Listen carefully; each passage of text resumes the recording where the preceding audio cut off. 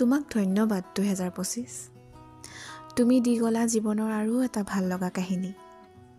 365খন পৃষ্ঠাৰ প্ৰতিটো পৃষ্ঠাৰে আবিৰ ভিন্ন। তুমি দি যোৱা উপহাৰৰ টোপোলাটো আজিহে খুলি চাইছোঁ।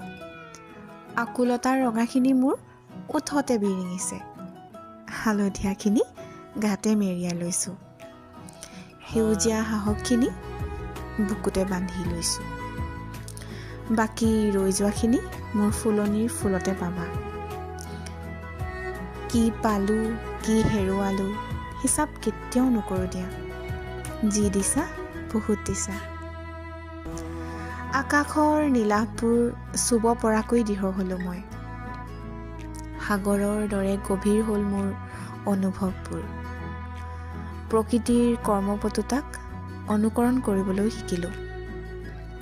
নদীৰ দৰে অপ্ৰতিৰোধ্য হ'বলৈ শিকিছোঁ।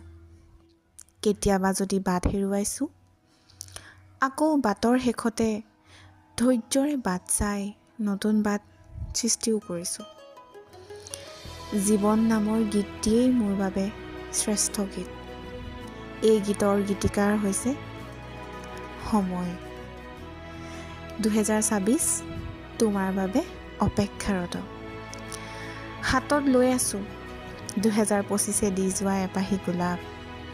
আশা কৰোঁ তোমাৰ প্ৰতিটো পৃষ্ঠাতে গোলাপৰ সুবাসে নতুন নতুন সৃষ্টি কঢ়িয়াই আনে। জীৱন নামৰ গীতটি আৰু অলপ যেন সুৰীয়া হওক। স্বাগতম 2026, স্বাগতম।